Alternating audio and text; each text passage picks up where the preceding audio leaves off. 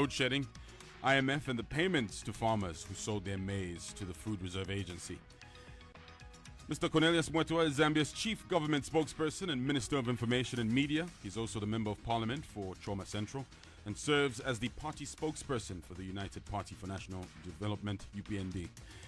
Mr. Mweetwa was appointed to this role in September 2023, having previously served as Provincial Minister for Southern Province.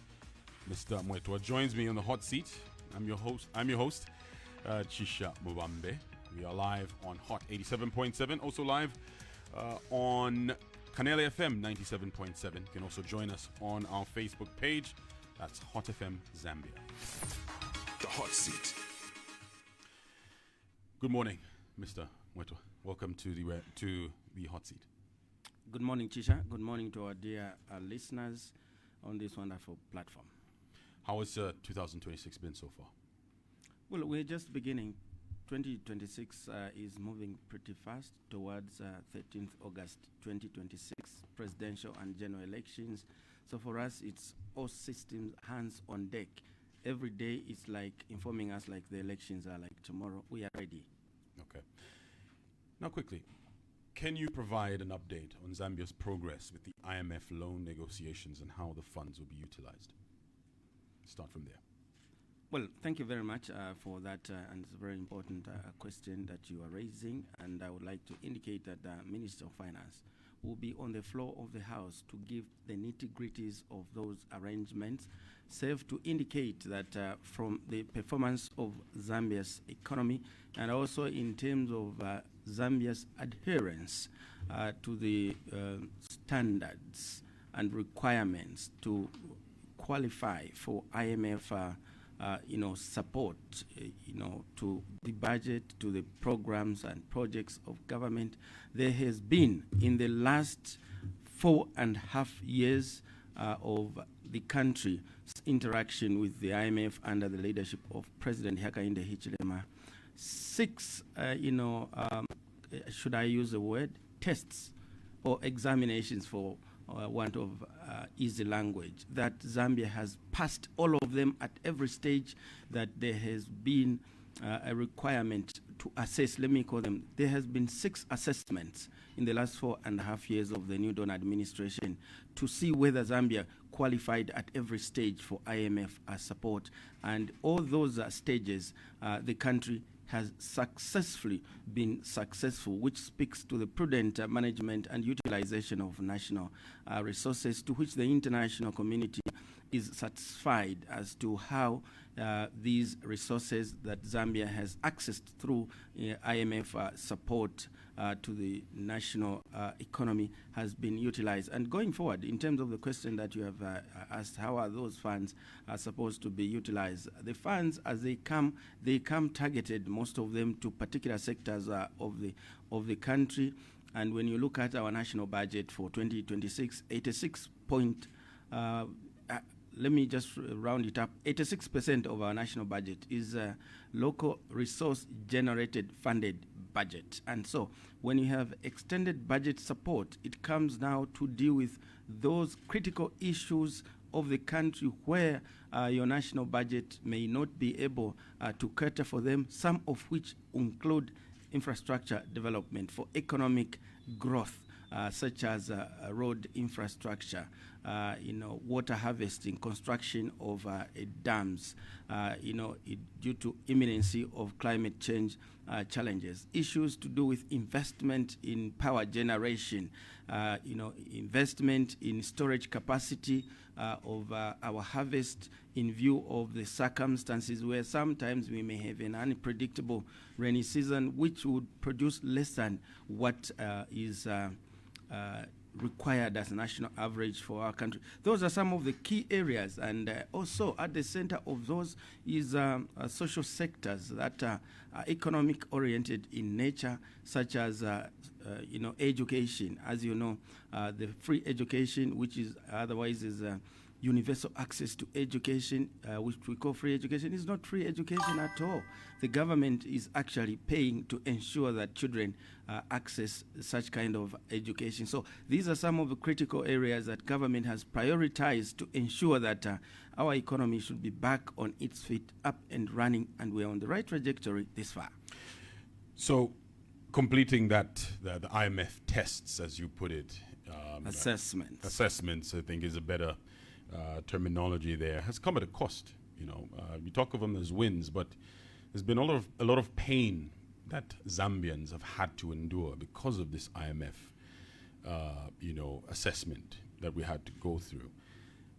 It's just interesting that when you talk about it as wins for you as the UPND government, you don't seem to acknowledge the pain that this has caused Zambians to go through. Well, unless it's brought to my attention as what the IMF programs, the pain that has come attendant to the same. Because for what I know, Zambians have undergone pain, not just in the last 4.5 years, but for many years. And that is why in August 2021, Zambians elected change. And that change has visible and tangible outcomes that people can see for themselves, save to indicate and be cognizant of the fact that President Hakainde Hichilema, in August of 2021, when he assumed the leadership of this country courtesy of the people of Zambia, inherited an economy which was operating at negative 2% GDP growth rate. That is to say, the sum total of the asset portfolio of the nation was at negative 2%. And that is why, as of November 2020, Zambia, the Zambian economy became a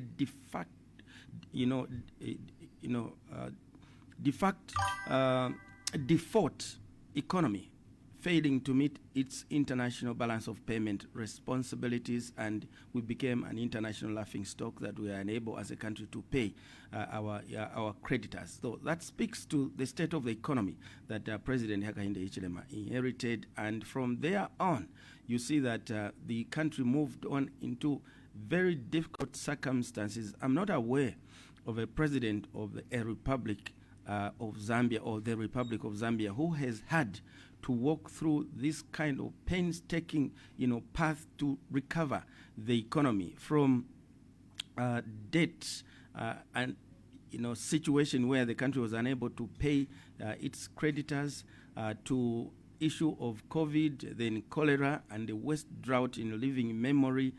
It has been a tough roller coaster journey for President Hakainde Hichilema. But I think that he was built for this particular task, to be able to be the president of the Republic of Zambia at a difficult moment like this one. But we're talking about prices of goods and services becoming very expensive. There have been no subsidies to offer some sort of relief to Zambians during a very, very difficult time. When you look at the time when we had a drought, for example, that would have been a good time to offer some sort of relief to Zambians, but because of this IMF program, you're not able to do that. So that goes back to the question of the pain that Zambians have had to go through because of this IMF program that you put on. Yes, you can talk about the positive results of it, but you also have to acknowledge the other side of it, which is Zambians have had to go through very hard times during these assessments that we've had to go through.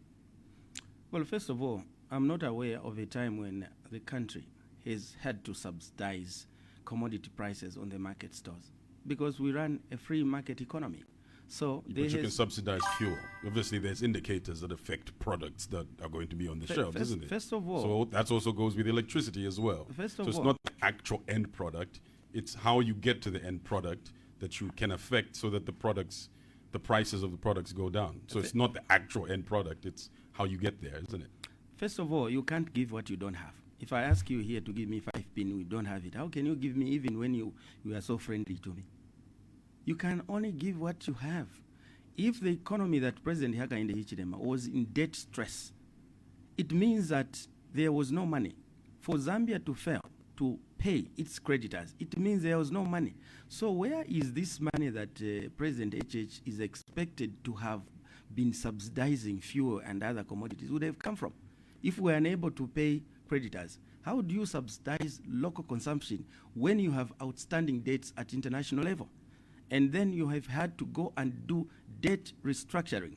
How would your creditors look at you and accept to come to your aid in order to attain debt restructuring to give fiscal headroom to your economy if they are able to see on the ground that you are busy dishing out handouts? Because a subsidy is basically, in simpler terms, a handout.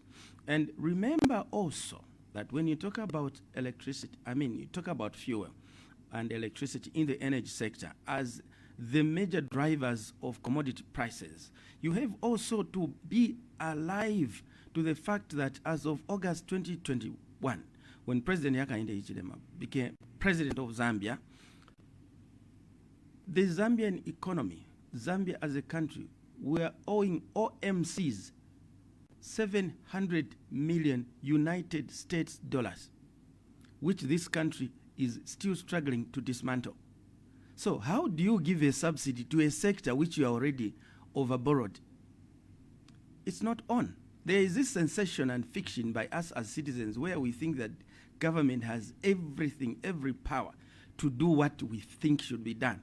Unfortunately, the economy is run in terms of the currency getting its vitality of buoyancy connected to productivity and not just a mere assumption that there is money. You also have to be aware, and I know you are aware, but you ask these questions for the benefit of those out there who may not be apprehended with some of these facts, that as of August 2021, ZESCO, for instance, was owing 590 million United States dollars to Mamba Collieries.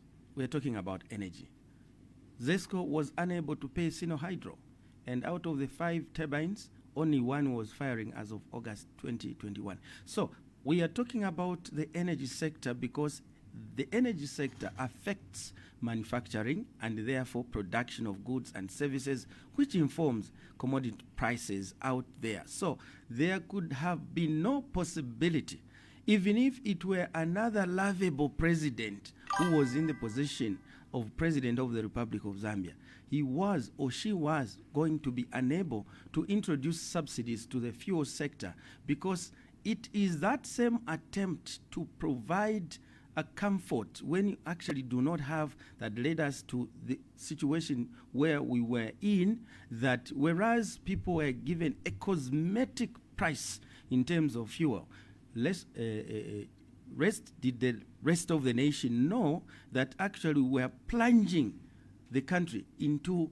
a deep, sea of debt in terms of the fuel sector. So that is where we are. And also, you have to be mindful that when you talk about the last 4.5 years, the leadership of this country or the state of the economy has been punctuated by setbacks, which I have already enunciated to hitherto, to do with the issue of the COVID, the cholera, how it affected the nation. And it was, this situation was epitomized by the drought, which left the economy paralyzed in terms of electricity deficit, in terms of food deficit, in terms of water. Indeed. For human and animal consumption. Remember how devastating the drought was. Yeah. And the president at the mining Indaba did, talk about how he made decisions that would have even made him unpopular, because of going back to the IMF, assessments, as we've been calling it here on this show. So at present, where is the UPND with the people now, with your assessment? Because we're in 2026. You had to make some very, very difficult decisions, and as the president acknowledged, that made him unpopular with certain segments of the populace. But where do you think things are now? Because the economic indicators may show that things are positive, but that trickle-down effect may not still be felt to the extent that you'd expect it to, at this present moment, that is. Thank you very much, and I like that question because it brings us home, where I wanted to finally come to say that whatever circumstances our people had to endure in terms of economic policies or governmental interventions that had to be put in place in terms of the economic recovery and transformation agenda of President Hakainde Hichilema. Now those measures of government are beginning to yield results. As you are able to see where we sit today, that only a few days ago, the Zambia Association of Manufacturers came and told the nation that about more than 30 manufacturers have all agreed in a coordinated manner to lower their prices. This is very important that there is a coordinated lowering of prices, unlike isolated and individual choices of reducing prices by either manufacturers or indeed retail traders. Because when it is coordinated like that, it is expected to cascade down to the retailers also to respond to what the manufacturers have done, because retailers buy at a price determined by the manufacturers. And so we are comfortable to see, and I've been monitoring the media, people out there, even in compounds, are able to see that commodity prices on the market stores are beginning to plummet. And this is not political rhetoric. This is economic reality. These are the effects of a prudent management of the economy beginning to bear fruit at a very critical time when there was supposed to be heightened chorusing that the people are suffering. But yes, people have suffered, not because of actions of this particular government, but because of where we have come from, that President HH inherited a collapsed economy. And all this time that President Hakainde Hichilema has been in office, he has been paying attention to only one thing. If two, I would indicate that it is ensuring restoration, application and maintenance of the rule of law, to the latter without discrimination. And that now has become something that the whole citizenry has come to accept that he means well. Number two, President Hakainde Hichilema has dedicated his time to ensuring economic recovery, from debt restructuring to now issues of attending to an issue which has remained outstanding on the national requirement, which is investment in alternative power generation, so that when we have a drought, we do not again lament. And I was listening to him yesterday when he was speaking in South Africa, where he indicated that on this trajectory of investment in alternative power generation for our country, and therefore the region and the continent, Zambia will continue with or without good rains, because we have learned it the hard way. If successive governments in the last 61 years or 60 years of Zambia's nationhood existence had also paid attention, even 15% of the attention that President Hakainde Hichilema has placed premium in terms of alternative power generation, this country today, as we speak, would have been elsewhere, would have been net exporters of power during times of good rains and during times when we do not have sufficient rain. So there we are. That is what we are talking about presently. You are seeing that the kwacha is performing, is soaring high, one of the best performing, not just on the continent, but at global stage. I've just been checking the kwacha today, and I think if my statistics are right, it is trading at about 18 kwacha 19 way. And you will recall that this has been a progressive gain of the kwacha over many months from April last year. We have had this gain. We've also noticed a gain in terms of inflation, which is the general decline, in terms of pricing, or general, rising in terms of pricing. But this particular one we are experiencing as a country is in the declining, side of things. And we are also seeing interest rates coming together. These what economists, I'm not an economist, me I'm a lawyer and just a spokesperson. Right, the economists say the inflation that dropping is not necessarily prices dropping, isn't it? It's just them rising at that particular when rate. prices are not rising, it means that there is a gain in terms of what you are able to save. Therefore, there is an inadvertent decline in terms of pricing. Indeed, but saying prices are dropping because inflation has dropped is not necessarily true. That is exactly what I'm saying, that it is not one for one. Some of these variables, their impact is not what you see. It is what is as a result of what you have seen. So that is what we are, the situation we are in presently. Just staying on that, you talked about Zambia being a free market economy. And there are 30 manufacturers who recently came out and said they're dropping their prices. The Minister of Commerce, Trade and Industry, Honorable Chipoka Mlenga, is not satisfied. He wants more price drops. Doesn't that go in conflict with a free market economy? Because manufacturers are meant to set their own prices because it's a free market economy. So if you have a minister applying pressure on them to do that, doesn't that go against the free market economy concept that we are under as Zambia? Well, first of all, you also have to understand, Chisha, that where we are now, and this is what I always ask fellow citizens to pay attention to. We are still in a state of national disaster and emergency situation whose law has not yet been revoked because the consequences of that national disaster arising out of that drought are still alive and living with us today. We are still grappling, we are still getting out of the hole to ensure that we assume stability. That is where we are. Unfortunately, sometimes people forget so easily that we had a worst case scenario not too long ago, save for President Hakainde Hichilema's magnanimity and prudent leadership to have put in place governmental interventional measures that made sure that the effects and the consequences of that drought and therefore national disaster were not felt as severe and enormous as they would otherwise have been hadn't he been in office to be able to give guidance in terms of government responding to that particular situation. That is the state of the nation. That is where we are.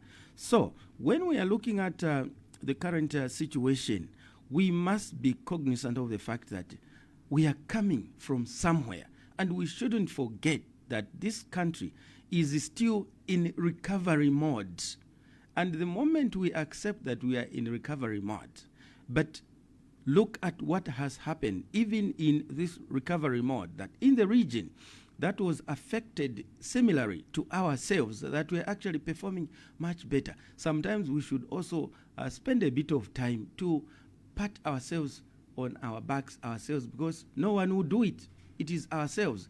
We have performed better under the circumstances, and the macroeconomic variables are converging at the right moment. There is what now economists say positive convergence of macroeconomic variables, and they are coming to inform the nation that the economic recovery and transformation agenda of President Hakainde Hichilema is beginning to yield results. And this is no longer debatable.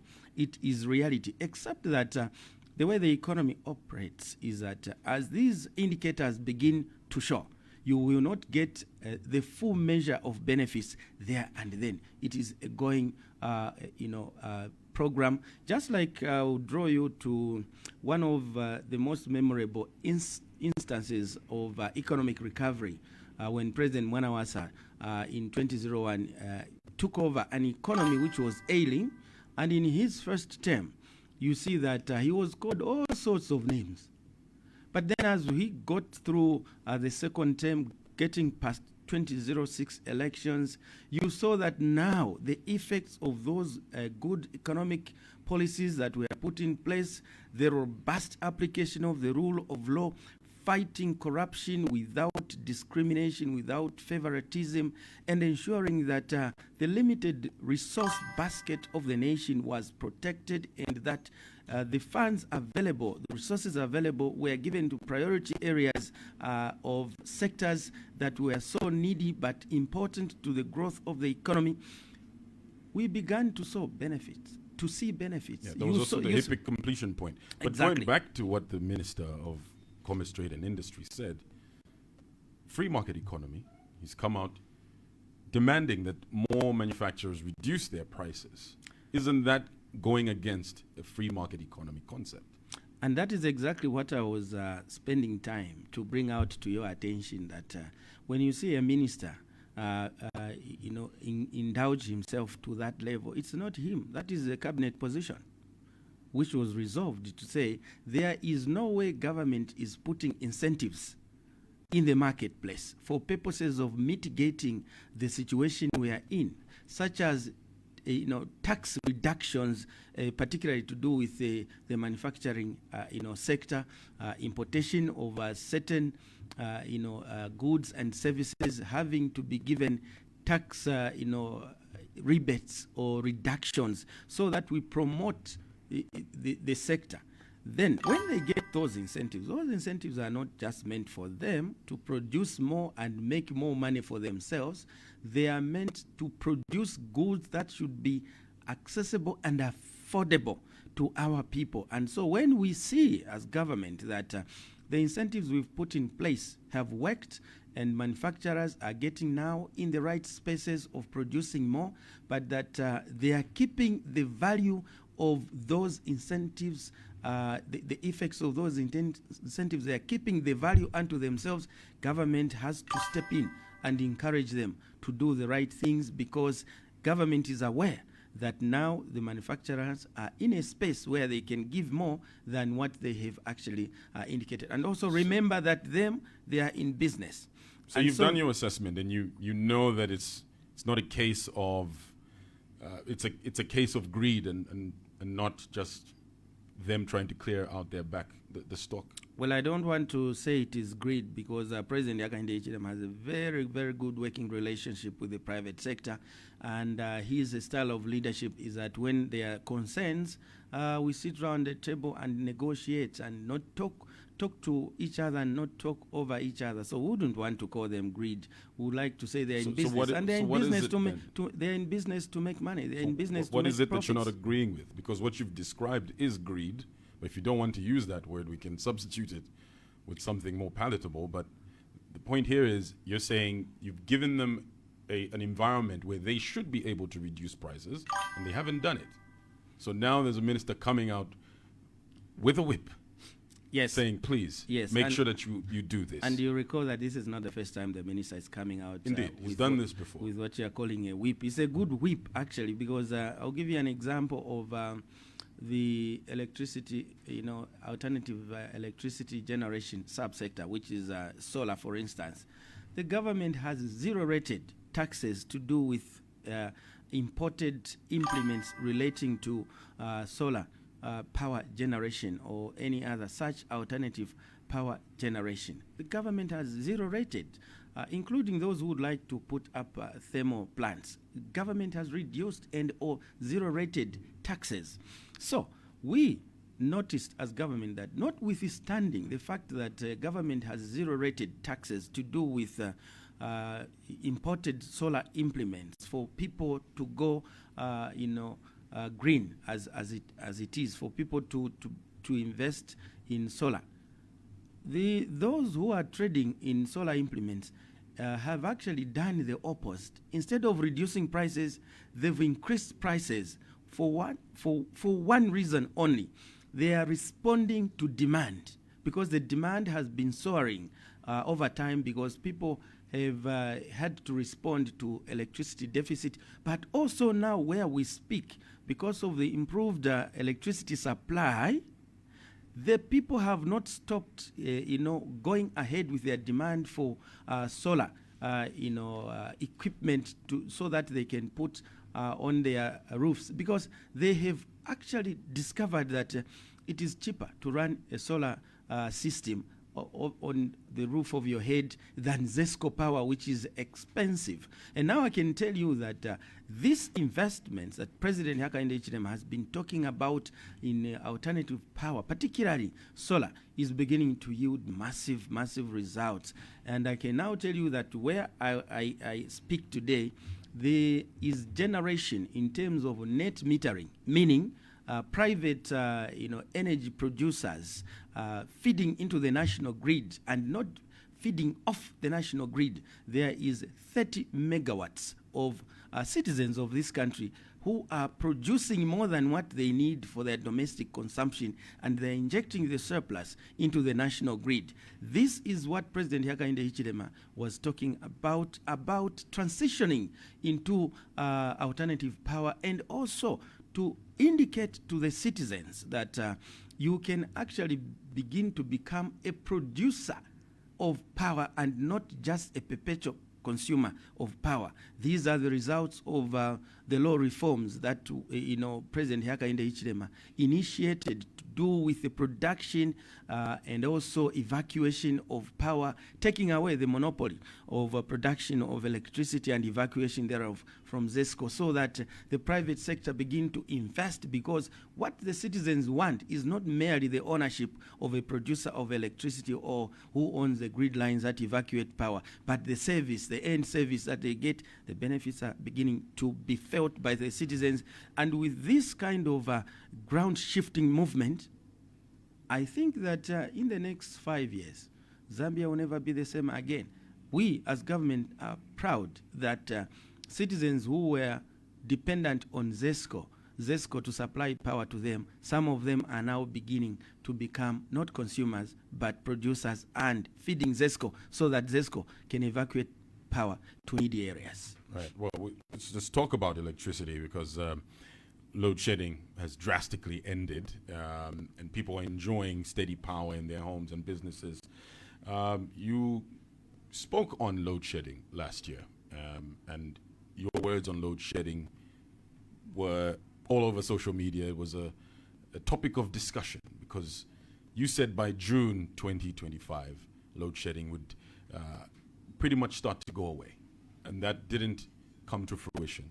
So what is it that happened in June 2025 that, the results that you were expecting didn't exactly come about? So why is it that the promise or the words that you gave us as a people didn't come to pass last year in June 2025? Well, first of all, that's a very interesting matter. I'll answer it this way. Number one, I have explained this at other fora, that I was either misquoted or misunderstood. Because what I said is that with the rains that we are receiving this far, that time, when I was on radio, and that I think was about February last year, I said, with the information coming from experts from the meteorological department, all factors being equal, underlying all factors being equal, by June we expect an improvement in terms of load shedding. So if you are not paying attention to the fact that I said all factors being equal, and factors were not equal, because we didn't receive the rains that the experts had projected. So where is the argument? The argument falls out. If it is in court, it is water under the bridge. It falls out. It can't stand on any We had above normal rainfall last season. Yes. We had above normal rain season last season in many parts of the country. You could even say it was a bumper harvest of rain. In many parts of the country, but not sufficient to mitigate the effects of the drought that we had. You spoke about the water needed to move through the plains for it to reach a certain According to the experts, they expected more rain than the rain we are referring to have been more than enough. It was enough, yes, in terms of production of maize. Production of maize and production of electricity are totally two different things. But then that is water under the bridge. I think we are now in a space where the last time I came here, I spoke about load shedding beginning to be maimed in a very strong way. Government was putting in place measures. And I remember saying on this particular platform that some of the issues affecting electricity importation are steeped in diplomatic relations, for which at that time I said that I may not be competent enough to speak about. But then you saw that President HH came out in the open that he had to perform a trip into Zimbabwe to go and discuss with his brother, President Mnangagwa, and immediately unlocked some of the bottlenecks that were affecting our ability to import power from Mozambique and also from South Africa. And that is a situation which was inhibiting, dealing with load shedding. And I said it was, steeped in diplomatic relations. And President Hakainde Hichilema has unlocked that. You've also seen that Zambia and Zimbabwe, through the Zambezi River Authority, have penned an agreement that because of the power situation in the country, ZESCO has been allowed to utilize more water than was initially and is initially normally allocated in terms of the sharing regime of that water resource, because on the side of the Zimbabweans, because of the nature of the history of that economy, they have a lot of thermal plants, because you know that Zimbabwe hosts some of the best coal on the continent and actually on the globe. So they have a number of thermal plants that are producing electricity. So they have had to bear with our situation that they allow us to utilize more power. This is where we are. More evacuation of power through the Zimbabwe grid line, and also production of a bit more power at Kariba, power station. The situation is getting better, and it will continue to get better, with Mamba Collieries now above 60% construction of phase 2 thermal plant, which will produce another 300 megawatts of power. And also you are seeing dotted around the country through the Presidential Solar Initiative an explosion of solar plants being constructed. We are all headed for better times to come in terms of our energy situation as a country, because we are looking at ourselves as a country, not just in terms of self-sufficiency in terms of energy. We want to be net exporters of power in the region, because we are well positioned, well land linked, and also we do acknowledge that energy security, energy sufficiency of a country is energy and national security of a country. President Hakainde Hichilema is focused to ensure that he delivers on that particular promise to the nation. So, Mr. Mweetwa, the current situation with power, is it sustainable? 100% sustainable, because whereas... So do we have some numbers here that you can share with the citizens who may be looking at this as a political gimmick, which is something that's been denied by UPND members? Well, I don't think that UPND deals with political gimmicks. President Hakainde Hichilema, when he took over power, he addressed the nation and told the nation that he was going to run the affairs of this nation methodically. And it became a source of, political comedy by political commentators. No, methodical does not work. But is there anybody today who can say methodical does not work, looking at the state of the economy? So what are the current numbers? Looking at... How do we have power 24 hours a day when not too long ago we had a serious deficit? How do we have the bulbs on all the time? We could have our stoves and geysers on all the time. What's going on? What's the current situation? Are you suggesting that we should not have power? That is a preferred situation.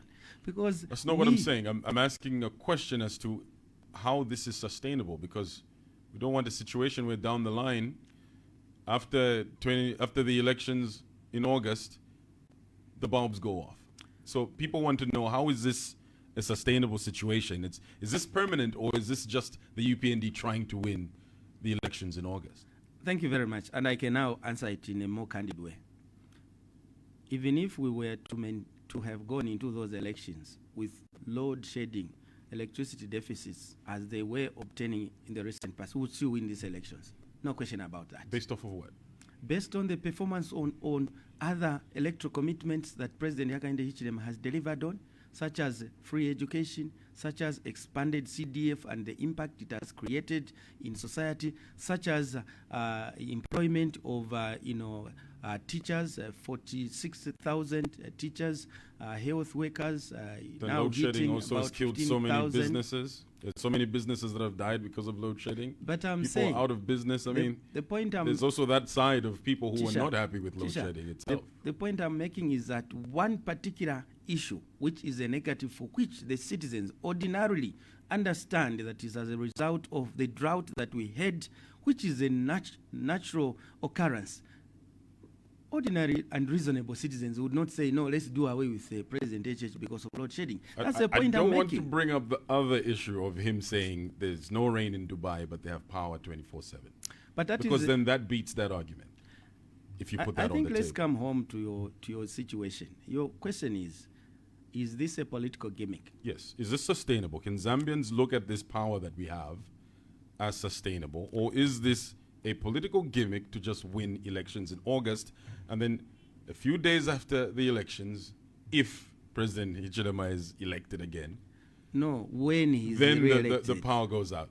Now I'm speaking, this is a broadcast, I have to speak to different people who have different opinions as to what the political landscape. So after those elections, let's say he wins, and then the bulbs go off, people will be betrayed, because we've seen this happen in other jurisdictions. Thank you very much.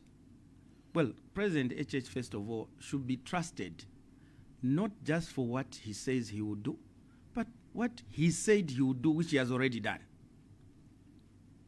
So I think his track record of walking the talk in terms of his actualization of electoral commitments speaks ahead of what he can say today. The citizens of this country now trust President HH more than they trusted him in 2021. Because many people have come out in the open. You heard Winter Kabimba. He was on a media platform, ZNBC Sunday interview, telling the nation that he did not believe that HH would deliver to the levels that he has done. One of the lead economists, Mr. Luvinda Habazok, has also ventilated to the public publicly that he did not believe that HH would do what he was saying he was going to do. And many citizens, local and international, have recognized that President HH has delivered. He has received local and international accolades. So how do we trust that this is not a political gimmick? Based on his performance. And so therefore I'm saying actions... Talk to us about the load shedding. What's going on now? Actions speak louder than words. Because I'm answering to your question to say after elections, bulbs go off. Now I'm just trying to remind you that what President HH had promised the people in 2021, he has delivered, and including those who were skeptical, the naysayers, they've come out in the open to say, well, we didn't know. This is good. This is a good man. Bali delivers according to his promises. Now, coming to the issue of what is this sustainable, I think it reliance should not be placed on what I should say. It should be placed on what mechanisms and measures government has put in place, whose results are determinable. Because political rhetoric is immeasurable, but government intervention measures are measurable. Number one, President HH, in ensuring that the issue of power deficit in the country is addressed. When he came into office, when we didn't have a drought, what did he do? First things first, gave ZESCO capacity, cleaned up the ZESCO balance sheet, and gave ZESCO capacity to begin to pay off Sinohydro. I think that was more than 500 million United States dollars, which they are owing, to ensure that the 4 other turbines which were not functional because Sinohydro had demobilized for want of payments by government through ZESCO. And within a turnaround period of 1 year, President HH went to commission all the 5 turbines functioning. Today, with good rains there, we are producing 750 plus 12 megawatts of power. That is a clear demonstration of a president whose intention is to respond to a sector which is one of the major economic drivers of our economy. He did that. There was no drought and there was no load shedding, but because this is a president who, even in his private sector life, he has been speaking and vouching for the need to expand our power generation capacity as a country, because we are overally in the region endowed with water. 45% of water in SADC is in Zambia, and we boast most of the major rivers. So that is one. Number two, the moment we are hit with this calamity of the national drought, I mean the drought which hit the region, President HH led initiatives in law reform, which I think hitherto we have spoken about, but not to a greater extent. But those measures of dismantling the production and evacuation, distribution of power, dismantling the monopoly, has dividends that are visible for all to see today. President HH, in the midst of the crisis to do with power deficit arising out of the drought of 2024, led an initiative and called out the private sector to partner with government to bring resources together. And resources were brought together to fund phase 2, Mamba Colliery's production of another 300 megawatts of power. And I just indicated earlier on that Mamba Colliery's is above 60% completion. So when you are talking about issues of that nature, you're talking about Mamba Colliery's, which is expected that before the end of this year, it will join the grid with that another 300 megawatts. And then you are talking about Chisamba here, which is a government through ZESCO initiative, a production of 100 megawatts of power solar, and another 100 megawatts of power, which the president has given a directive that it should be completed within a turnaround period of between 7 to 8 months and not the 12 months like the phase 1.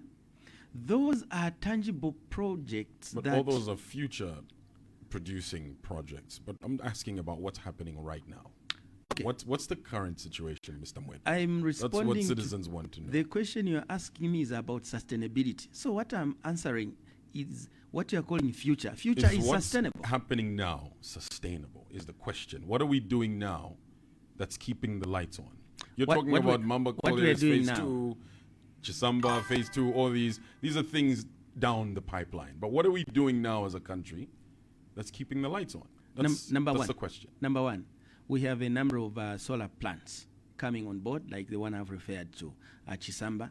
And I'm sure you people in the media know sometimes more than me that there are a number of such plants being dotted around the country. They are beginning to produce power and feed into the national grid. The power being produced mainly by private power producers is getting to the mines.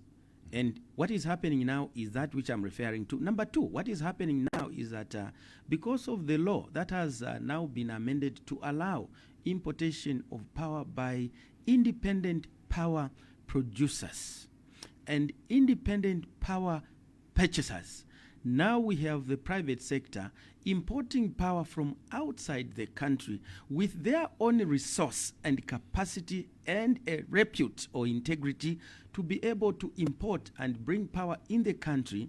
And mainly that power is being sold to the mines because it is coming at a price that if the private sector were to introduce it to ZESCO for domestic use, you might see an exponential rise in terms of tariffs.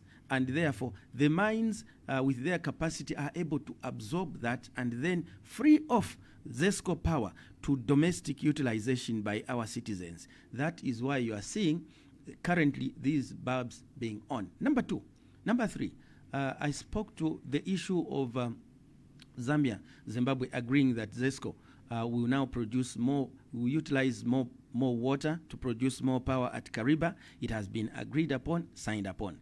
Number 4, Zambia and Zimbabwe has agreed that now Zambia will import and evacuate more power through the Zimbabwe grid line.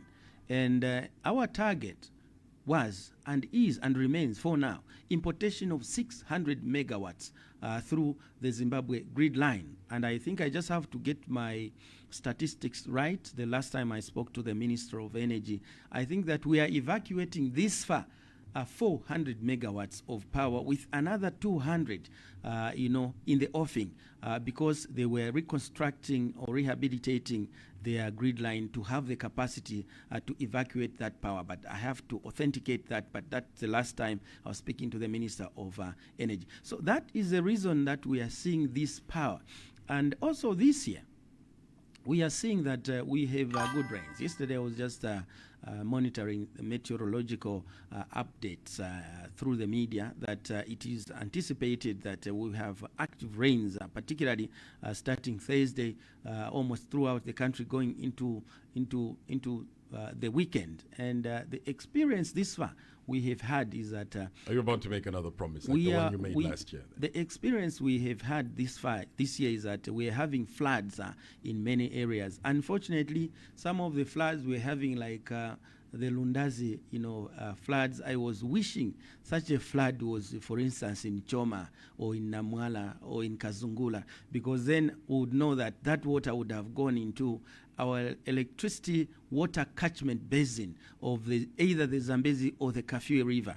But this far, we are anticipating better rains. But remember, again, are you about to say the same thing you said last year? I'm not an expert. Which you then have come back to clarify to say all things being, equal? I'm not an expert to begin to commit to the impact of this rain on electricity generation. But people listen to you and they take your word as sacred. But I haven't said anything for which you should hold me accountable. No, because you're already talking about the rains, and last year you did the same thing, and after the expectations you put on Zambians' minds didn't happen, you then changed your tone to something else. I never did that. And you know me, I tell the truth. So the truth I said is that all factors being equal, with the information being given to us by experts, with the trends that they have projected, the electricity generation will improve. Is there anything wrong about that? Those were facts given to us. What was interesting about your comments is you made them towards the end of the rainy season. Because you said that was around this time of the year. In fact, that was March, I should say, when you said those words about the amount of rain that had come through, and that was going to affect power generation. And you're now saying the same thing. There is something. So should we take what you're saying with a pinch of salt? There's something I want you to pay attention to, Chisha. When I speak and I say with information from experts, remember that when issues have to do with expert knowledge, such as the meteorological subsector, such as the economy or agriculture, whatever, we say what the experts tell us because we are reliant on them. That is why there is a statecraft which runs the government regardless of who is in office. So if they misinform you, do you get rid of them and get better people who will give you more accurate information? I think we are getting the argument, we are tearing the argument to beyond the bounds for which the comments I made were intended. The comments I made were informed by expert projections, and that's what I said, to say with the information from the experts, all factors being equal. Unfortunately, this country has a tendency of sensationalizing issues. And that's why we spend more time on sensationalism and not issues that have to develop the country. I don't think those comments were sensationalized. People took what you said and they waited for things to change, and they didn't change. I don't think there's anything sensational about that. I don't know, Chisha, if you want us to be debating about comments I made, which is water under the bridge, or we talk about... Well, you can call it water under the bridge, but people will listen to what you're saying now and will have more expectations. And if things don't go the way you're saying they'll go, then they may look at you as someone who's just politicking. The expectations must be squarely within what I have said, not what someone creates in their mind that's what I said. So, do not create an understanding which is not rooted in what I said. I never told this nation that come June, load shedding will be a thing of the past. I never said that. You can go into your archives and be able to see. What I said is that with information from experts, this far, all factors being equal, with the amount of rains we have received and the waters that are in the catchment, in the basins of the Zambezi River Basin, Kafue River Basin, that are still transitioning into the dam reservoirs, it is expected. Not to say there will be no load shedding. an expectation leaves room for something to happen or not to happen. This is English we speak about, and we shouldn't be arguing on semantics.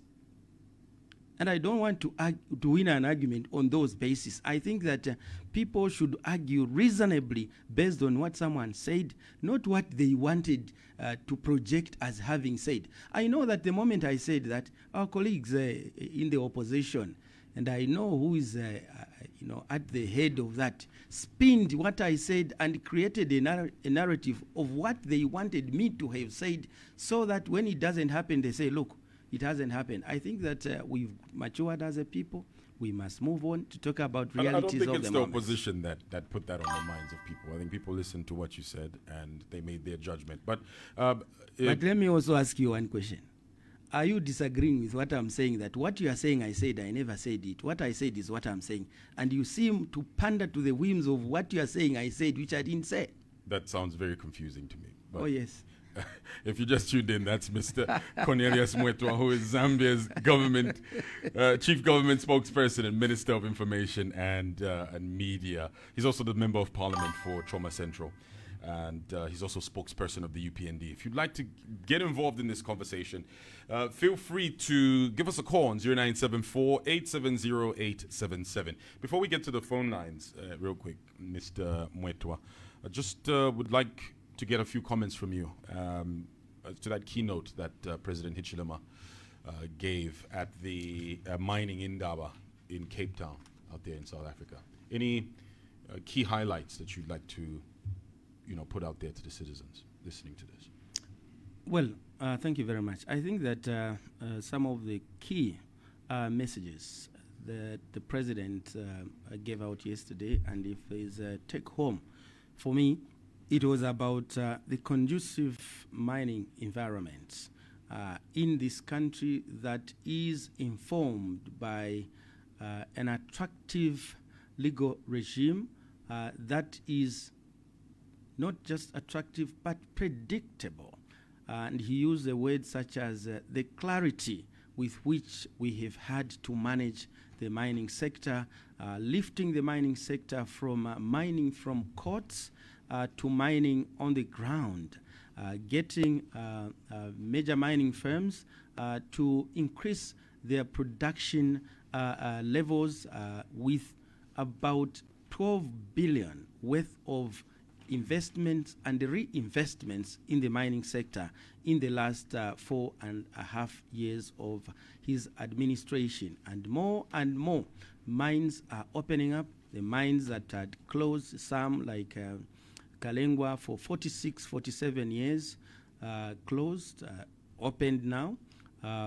Shaft number 28, which is Luansha copper mines, dewatering exercise coming to completion way ahead of schedule, and that mobilization for recommencement of mining is underway, and that we have a predictable laws in this country that safeguard investments, and that the investors, as they set out to come and invest in the country, they know they are coming to a stable country economically and also politically. And the other issue was the President's emphasis on how well positioned Zambia, the SADC, and indeed the continent is well positioned in terms of natural resource endowment to do with the global energy transition into clean energy, viz. Zambia hosting cobalt, lithium, and all these rich minerals that are so-called minerals of the future that are going to anchor the next industrial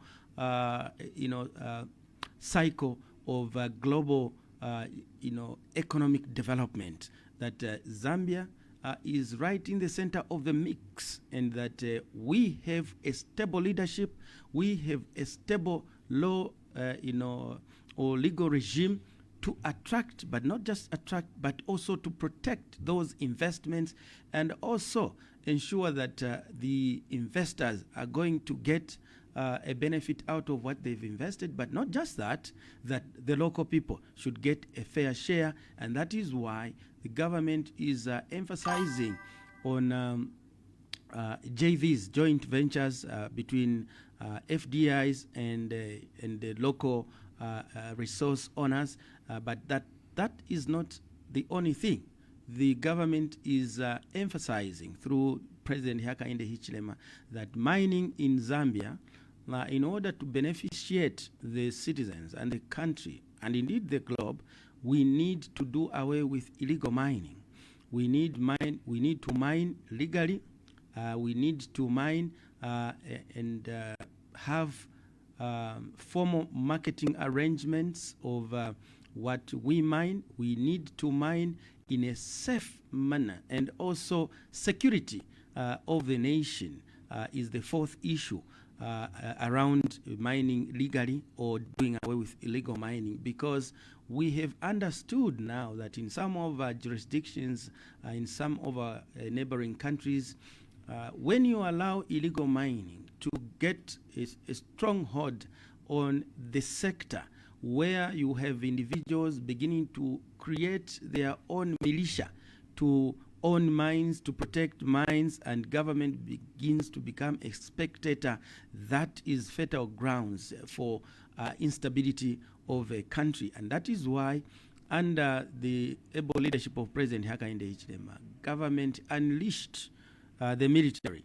to go and intervene in certain hotspots where illegal mining were becoming the order of the day, with citizens beginning to grandstand the government that they owned the resource and that they were going to be there. No one would remove them because that's their entitlement. Yes, that's their entitlement, but it should be done legally, lawfully, in a safe and secure manner, and also not to allow foreigners.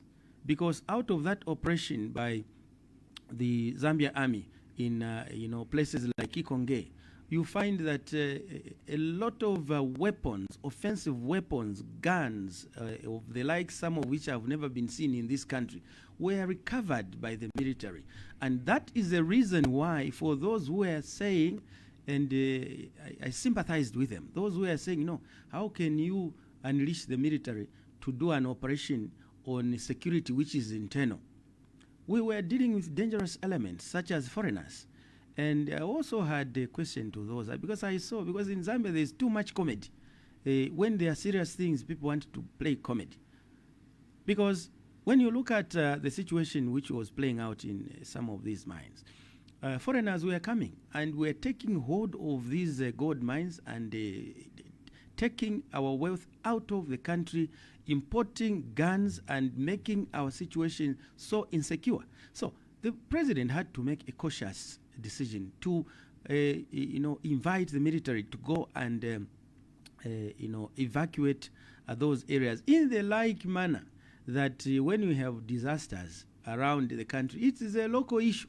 The military is called in to come and mitigate. So I would like to take this opportunity that as government, we commend the men and women in uniform. We commend the Zambia Army under the able leadership of General Ziele for the good work that they have done this far. It is now self-evident that that decision which was made to direct the army to get involved was a very prudent decision. Calm and stability has been restored. Mining will now continue on a lawful platform, and then we are able to regulate that mining so that the benefits can attend to the community of Zambia. I mean, there's so countless examples of countries where rebels have taken over and there's just a lot of instability. So I guess that speaks to that. But one of the things that caught my attention was the talk of value addition during his speech. And I think you've alluded to that. This is something the president has talked about for a long time. But what's the plan to actually make that a reality, where minerals are just not being shipped out in a raw form? You have Zambians who can, refine those minerals and turn them into finished products that you can then sell for not only the benefit of the country, but individuals, everyday Zambian citizens. So what's the plan that the UPND has in place for value addition, especially with minerals in Zambia?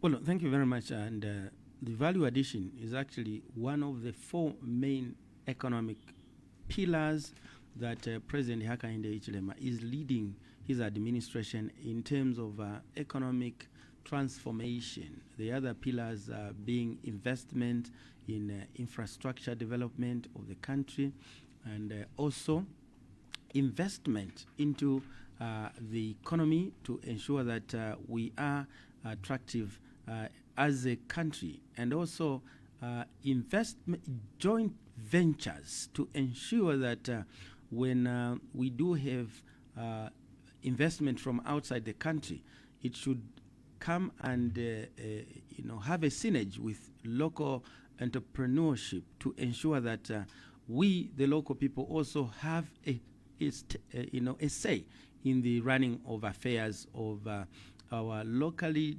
endowed natural resources. And that is why the president does not tolerate people who get artisanal licenses, for instance, and then they end up selling them for a song, just for exchange of little money. You go and buy a Benz, you go and buy this at the expense of that value. So in terms of value addition, the program is a very serious program that the president is leading the way. And as we speak, as of February last year, in Chibombo, we do have a firm that has already begun to produce lithium batteries, and we are happy as a country that we are in the region hosting one of the first in that particular category in terms of lithium batteries. And we are also beginning to see, even on the local streets in Lusaka, a number of electric cars that are already beginning to take position. And that is also informing us that we need to do more, because this technology will require more of our products on the market. And going forward, the government is putting in place incentives to ensure that this value addition program can gain traction, such as you have seen recently a commissioning of multi-economic facility zones in the countryside, the one in Kafue, Chilanga, and other places, and emphasis in the newly created multi-economic facility zones is around value addition. That instead of exporting the raw materials, we need to value add so that we retain the jobs that a value addition process create hitherto, and also that as we export a product that we have refined, we are also selling at a price higher than what the raw material would have actually sold. And when it is brought back here, it is 100 times the value that we exported. I think we are now in the space where Africa is able to stand its ground. And I liked the way the president put it yesterday, that it is now time for Africa to claim its rightful place on the economic stage of this whole global economy, because we host the critical minerals of the future, and we must now come out to begin to dictate what should be done, and not what has always happened in the past, where mineral prices are determined in London at the London Metal Exchange facility, when they don't own a single mine and they only own a facility to determine how much you are going to sell your copper. I think that Africa has come of age, and I do expect that the forthcoming African Union summit, which will be held at the end of this month, will be speaking to some of these issues, so that the voices that have been speaking in an isolated manner can now consolidate as we move in a more coordinated manner as a continent to claim the share of the economic value that belongs to this continent. All right, well, Mr. Mweetwa, let's get the people involved. Give us a call, 0974-870-877. We have Honorable Cornelius Mweetwa. He is Zambia's chief government spokesperson and Minister of Information and Media, also Member of Parliament for Trauma Central. Give us a call now. We would love to hear from you. Call now and be part of the show. Dial 0974-870-877. The Hot Seat on Hot FM. Hello, good morning. Mwaka bwanji wa modaleta. Mwaka bwanji. Mwaka bwino. Zina anu? Zina yanga ndune nalishebo. Ntumila pagade nchiroro. Nalishebo. Ba minister muli bwanji ba mwetu. Tiri bwino mutwane bonalishebo. Ande. Itumeza Mweetwa. Ambulelelwa okwa. Kubolera seraniti. Governance yona nekamubula kuli bo president wetu kibaberekire. Mwendi kubabana ni masherenge. Noti luna babanyanda awe. Amutamu mwakomboni kuli mutobona mu lunyandira bo Mweetwa. Wow. Cost of living is high. Mubone kwa malaiti yona ye mubula kuli malaiti kere hata. Liteko za malaiti nizona liteko is high. Neka mubula free education. My uniform ya tula. Mabuka ya tula. Mubone liteko za bufi fare ni mwizi mwa opposition. From 120 to 400. Awe bo Mweetwa. Mwendo haba hizi kwa pata. Otherwise background, things are not okay bo Mweetwa bo minister. Amutai mutobo na batu mola nyandira mwama compound. Kona tumasoya pieces tuwane tuwane bafusani tuwana tumapanela. Tuma exit liteko za tenize. Wadi kaziture under governance yaba UPND. Otherwise it is disaster background. Likadi yo ande. Things are bad bo minister. Fona zeni bataku mizwabu. Wabule ewo president kuli. Watu background.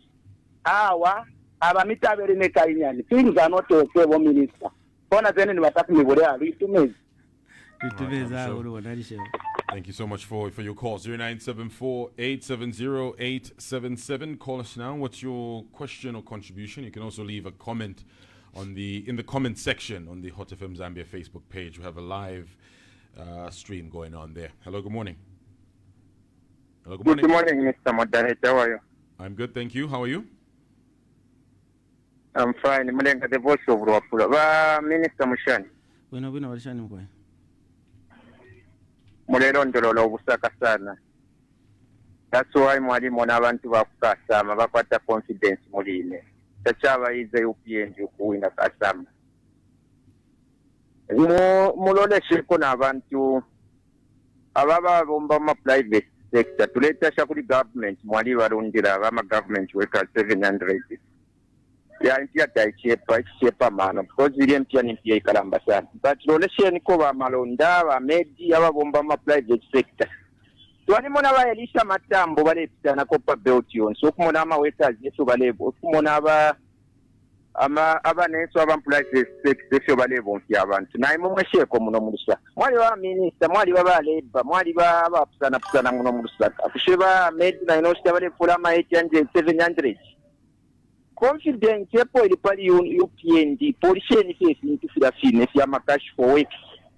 Mulole shokweba ati abantu tabale dandaula.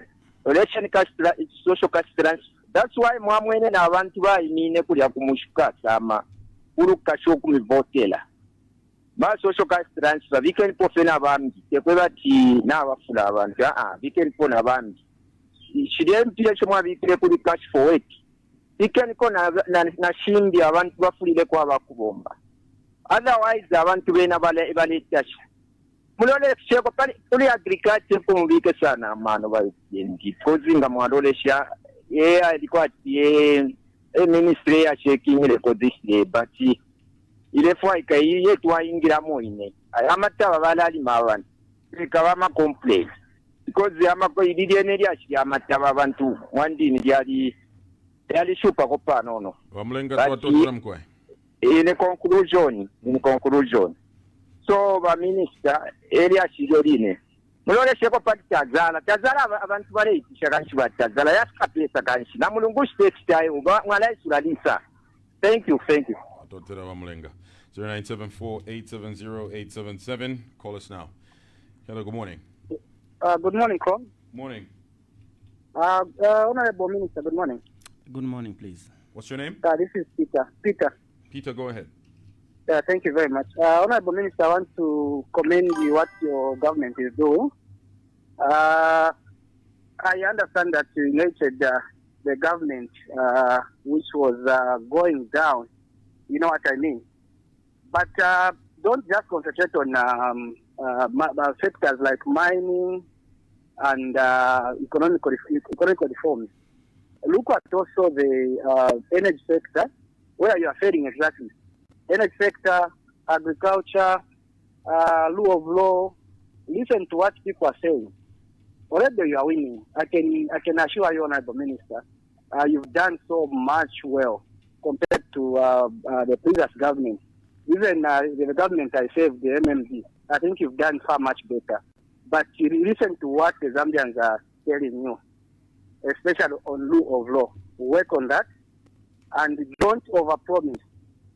Please, right. work on that, Honorable Minister. Peter, is there anything... Peter, can you hear me? Yes, I can hear you. Is there anything specific you'd like to say about the rule of law? Because that's a very broad thing there. Is there a specific thing you want the minister to respond to? Yeah, thank you very much. We've seen and heard other politicians complaining about, the Upnd abusing the judiciary and other sectors. So the government is supposed to listen to those allegations and work on that. Okay. Peter, thank you very much for your call. Thank you very much. All right. Honorable Nalishebo, Mulenga, and Peter there. Your response. Well, thank you very much for those calls. Starting with Mr. Nalishebo. Well, first of all, we are a democracy that should cherish divergent views, including those we may disagree with the same way. I think to a larger extent, I disagree with Mr. Nalishebo, because he has sought to paint a very gloomy picture which is oblivious of where we are coming from and failing to recognize, either deliberately or in a calculated manner, that we are coming from a very difficult situation and that positive strides have been made, gains physically seen, and benefits felt by the citizens. So, to all the time that you are just able to identify negatives and you can't identify a single positive, then I have difficult to engage in a positive discourse with such people. But that's not Nalishebo's reality. Yes. Saying life is very difficult, things are expensive. He doesn't live alone. We live in one country where you can't have your own reality as a person. We live a shared life. So, look at what he's saying. He's saying that minimum is 400. Where is minimum 400 in Zambia? The minimum only reduced even last week. The highest it went was about 320, at most 360, or even 380 if I were to be extravagant. Now he's saying minimum is selling at 400 in Garden. Which shop is selling minimum in Garden? So when you make such political statements, then you have to be given the right answer to say you are being insincere, you are being malicious. But is it right for you to strike him down rather than maybe... He is striking my government down as well. Why should I entertain someone who is misinforming the nation? My job is for the nation to be told the truth. And this is where we get it wrong. We think that when someone is in government, you are a citizen, you have a right to misinform the nation, and us, we should just be on the receiving end. We are all citizens. For the country to move on, we must speak facts. The cost of living the reality is the cost of living is very high. The cost of living... Just recently, the JCTR put out the BNNB, which is sitting around 11,000 kwacha. Around that mark. I'm rounding off the figure here. But that's a very high amount for a family of 5 the cost in of Zambia. The cost in of Lusaka living, specifically. The cost of living, Chisha, is high. It has been high. But and that's what Nalishebo was the talking point about. is, where are we coming from? And not just that. When you look at the cost of living, things are interrelated. You don't just pick out one thing and look at it and say, no, this is what informs life. If you go and ask Mr. Nalishebo, if he has children, don't they go to school without paying school fees? That is a subsidy. You even talked about uniforms not being there. Uniforms are expensive. He's also talked about that as well. Before this government came in, Mr. Nalishebo, now, if this government was not in place, his complaints would have been double or triple. what he's complaining about. Because where he is now, he's just complaining about the pricing of uniforms. But don't you think Zambians are tired of hearing UPND officials talking about what happened in the past? But you have given me callers and I'm supposed to respond to them. Because your response is where we're coming from. The reality is you're in charge now. If you're still talking about what happened in the past, that could put off some people because they want you to talk to the reality now. Okay, do you want me to respond to this, then you engage me? No, but you're now talking about the past. You talk about the reality now. Why can't you just deal with this with what's happening right now in the country? There is a simple saying, Chisha, that a man without a history cannot be used as a reliable guide for the future. So you can't just talk about the present in the vacuum. The present is informed by where you're coming from. Those are realities. And this is one of the things that the PF attempted to do when we formed government, instigating an air in the air to say, no, don't talk about what has happened. You are now in office, talk about what you are doing. What we are doing is affected by what happened because we are not starting from nowhere. We are building from what we inherited. Those are realities, and that is why we must talk about where we're coming from. Look, Chisha, the moment we want to run a country like it's a fiction, like we are just there to say the things people want to hear and not the reality, is the reason why the country cannot move forward. But it sounds like you're shifting blame to someone else who's not here. I'm not shifting blame. What I'm saying is that what Mr. What you're essentially saying is whatever you're experiencing is not because of the UPND. It's because of what happened in the Patriotic Front. So the UPND have no impact on how people are living now. That's what you're saying. That's what it sounds like you're saying right now when you refer to the past. Okay, let me ask you one question. Can you tell me one or two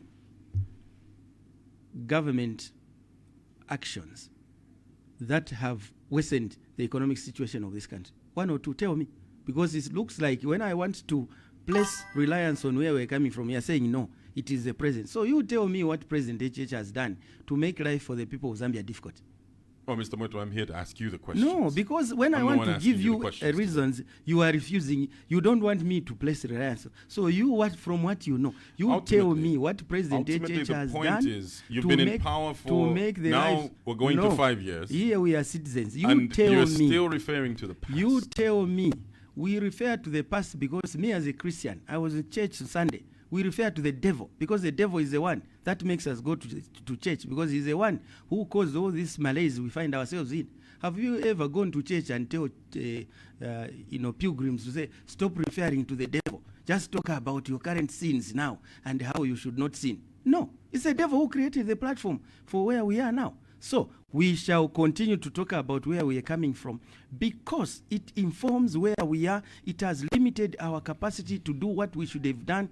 Imagine if HH had inherited the economy direct from MMD, where we would have been today. It would have been a totally different, ball game. But the point I was saying is that in as much as I appreciate what Mr.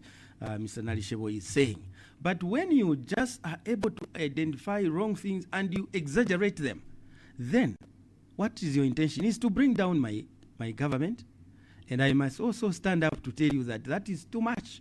You can't say minimum is 400. There is nowhere in this country where minimum is selling at 400. Maybe at borders where people are smuggling minimum. Not in ordinary shops like he's referring to garden. That is not factual. And me, I'm not going to entertain a discussion which is based on information which is not verifiable. Because we are dealing with lives of people. And when we allow misinformation to take hold, we alarm the nation unnecessarily. The whole country, you have seen in the media, is acknowledging that prices are going down. Now, why should I entertain someone who is saying the otherwise of reality? I do acknowledge the issue of uniforms, the price of uniforms, yes, because manufacturing has been affected by deficits in power.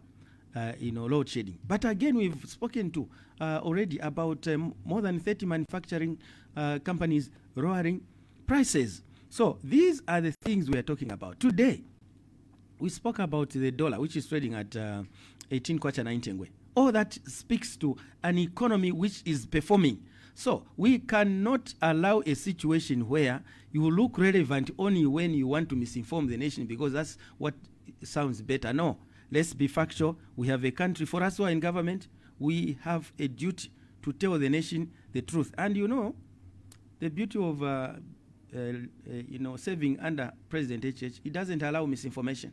Even when I am about to go on radio, he calls me, don't say something which is not factual.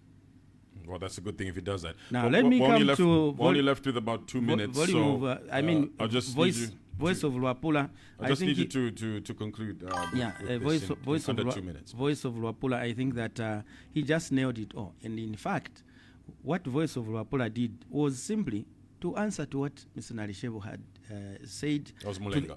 Yes, to show that Mr. Nalishebo was being economic with the truth. Quite a lot has been done, but he has brought out important issues to do with Tazara and when Mulungushi Textiles, particularly Mulungushi Textiles, is going to be opened. I remember that we have made public pronouncements about that to happen anytime soon. I think that I should be able to give the nation an update on that one because it has been long-standing. He already made publicly a pronouncement. I think it is a genuine call to say where is this process, what is holding out. Now, the issue with Peter, he spoke about the energy sector, agriculture, the rule of law. I think from what Peter said, I think the most out of all of them are important, but for me, I'll pick the one on rule of law. I think that the concerns as aired are concerns that have reached us. That is to say, some perceptions that perhaps the crusade against corruption is being used to beyond the initial intentions of fighting corruption. Those are genuine perceptions that we are aware of as a government, but they emanate from a number of issues, including summoning of some of our citizens who hold particular positions in society, such as the clergy and other people whom ordinarily citizens would expect that they would not be called to account at law, but they should not be expected to be called to account at law if they do not violate the law, because in terms of the law is not aware of a chief, is not aware of a minister, is not aware of a priest, is not aware of anybody. The law is just aware of any citizen who does A, B, C, D, violates the law. And we, in terms of our constitution, we are all equal before the law, and the law is supreme. Unfortunately, culturally, in terms of the dispensation of our governance, we have a situation where when you're a minister, the way I am privileged to be a minister, when I leave office, I'm not expected to be called to account for the actions I did when I was in office. If I'm called, some grouping who stand up and say, no, this is political persecution. Now, if that is political persecution, why should law only apply to those who don't have positions, and those who have positions assume self-aggrandized immunity at law, when in terms of Article 98 of the Republic of Zambia, only the president has legal immunity against prosecution, but some sections of society apparently appear to confer, from where I don't know, immunity to certain individuals in this country that they should not account. I think that is where Peter is speaking to. But again, we cannot be oblivious to facts that sometimes these are issues we must pay attention to, because we have a country to govern and we must carry everyone on board. Mr. Mweetwa, it's been a pleasure speaking to you today. Thank you so much, and I'm happy that this is my first show on Hot Seat, and I can already begin to feel that although when we came it was chilly, it's becoming hot. It's a hot seat. This is a wonderful program, and we shall continue at the instance of your invitation to come and share ideas so that we learn also more from the citizen. Thank you for having me. You're always welcome. Thank you so much. All right, our guest has been Mr. Cornelius Mweetwa. He is Zambia's chief government spokesperson and Minister of Information and Media. He's also the Member of Parliament for Choma Central and serves as the party spokesperson for the United Party for National Development, UPND. My name is Chisha Mwambe. Been your host here on the Hot Seat. Look out for Thursday's edition of the Hot Seat at 9 hours. Stay tuned. Up next is the Urban Vibe. That's all for today. Tune in again next time for another exciting edition of the Hot Seat on Hot FM.